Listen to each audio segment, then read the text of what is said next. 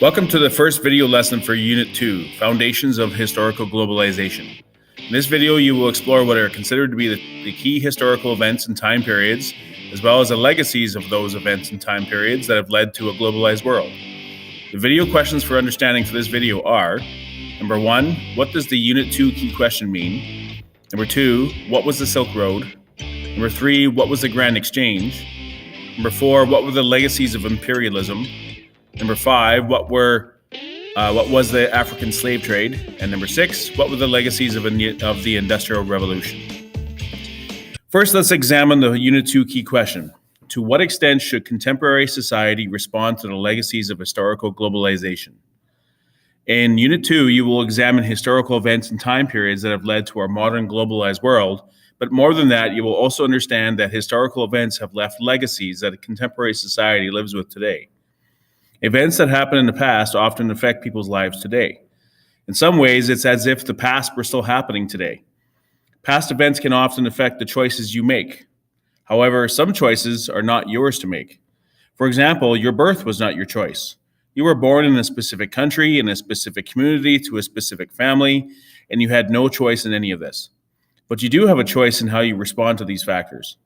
The same goes with our history. Events happened in the past that have left lasting legacies in our society today, in particular how our world became more globalized. We can't change the past, of course, but we can't control how we respond to those legacies that history has left for us. So, when did globalization begin? Many historians believe the first evolution of globalization began with ancient trade routes known as the Silk Road. Dating as far back as the year 130 BC, or before Christ, the Silk Road consisted of a series of trading posts and roads that connected the empires and civilizations in Europe and the Middle East to China and the Far East.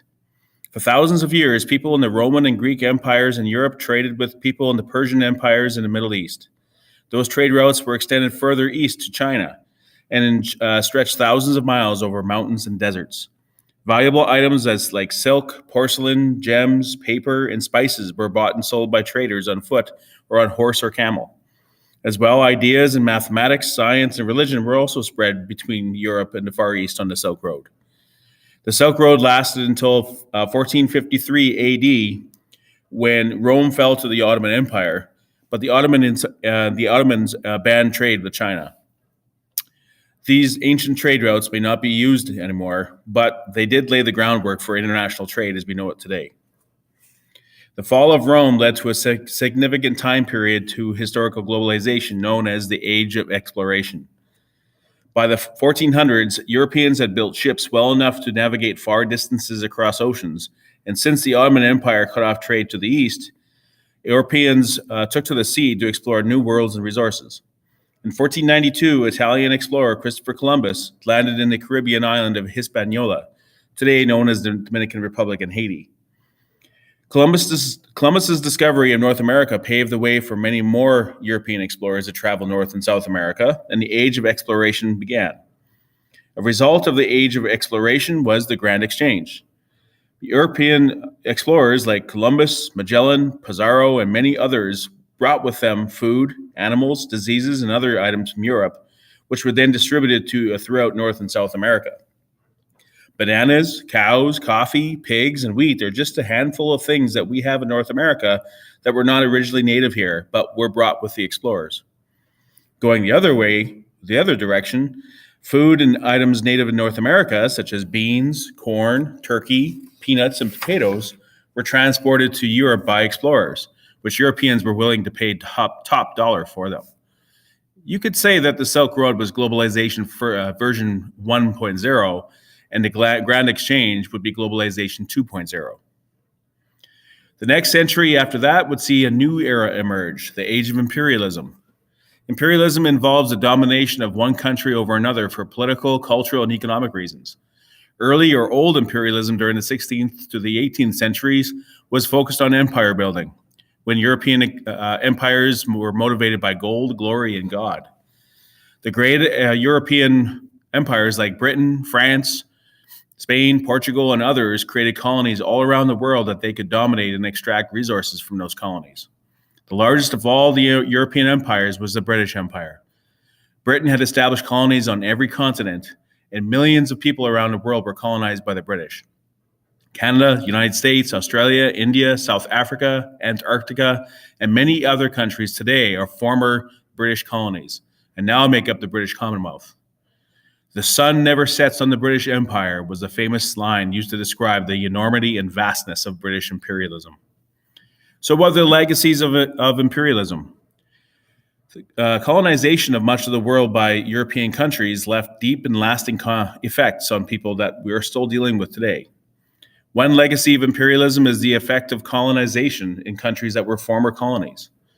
Most countries that were once former European colonies still have the same culture and language of the European country that colonized it.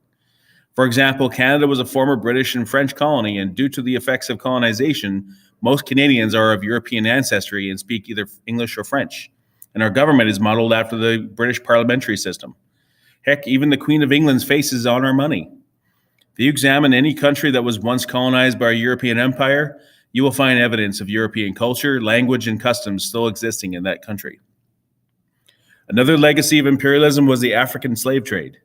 Many European empires, as well as the United States, used African indigenous people as slaves in their colonies.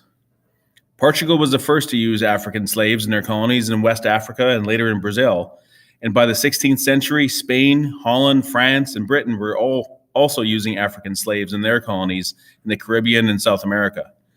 After America's independence from British rule, the United States also joined the slave trade, which was a major factor in the growth of American economic growth, as well as the cause of the devastating U.S. Civil War from 1861 to 1865. The African slave trade was a triangular trade model. European empires and the United States captured and transported African slaves on their ships to their colonies in the U.S., the Caribbean, and South America. There, the slaves worked on plantations producing raw materials like sugar, cotton, tobacco, and other resources, which were then transported to Europe, where those raw materials were produced into goods. The third part of the triangle consisted of Europeans and the United States selling their products like clothing, cigarettes, guns, gunpowder, glass products, and other goods to the colonies that were forced to buy those products. The entire trading system was supported on the backs of forced African slaves. Slaves were treated very harshly. Many died either in transport, on ships, or soon after arriving in the colonies. They were considered ideal workers on agricultural plantations in tropical climates. Those who survived endured years of harsh, torturous labor, and for generations, African slaves were property of their slave masters. It is estimated that between 11 and 15 million indigenous Africans were forced to migrate to the Western Hemisphere. Slavery was eventually outlawed and banned in the late 1800s, first by the British and later on other European empires eventually realized slavery was immoral and unjust. In the United States, however, slavery ended following the U.S. Civil War in 1865, when President Abraham Lincoln emancipated black slaves. However, the legacy of slavery has continued long after in the United States, in many of the southern United States, where racism against black Americans is still an issue that country is grappling with today.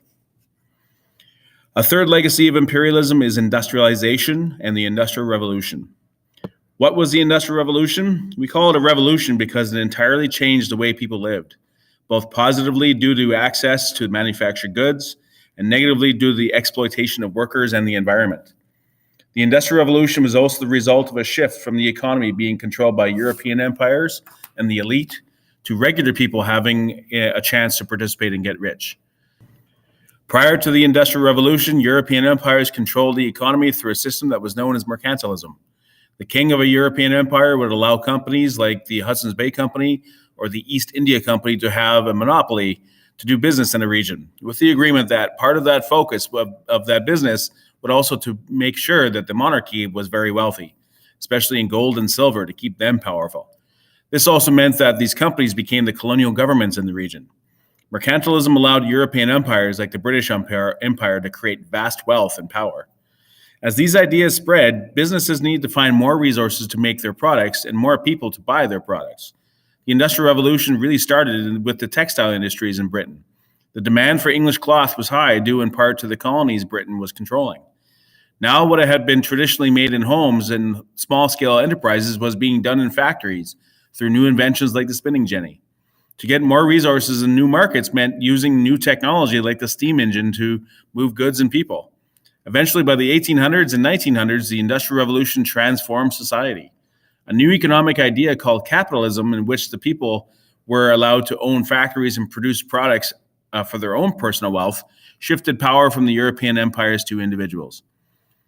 Owners of factories were becoming wealthier, and workers in the factories struggled to survive a life of hard work. New inventions eventually led to the industrial world that we live in today. There are machines and gadgets everywhere that make our life easier.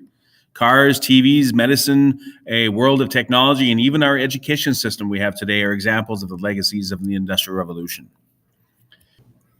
This brings us to the end of Unit 2, Lesson 1. In the next lesson, you will further examine the legacies of European imperialism and study the effects of Eurocentrism on indigenous and non-indigenous people around the world. Until then, see you later.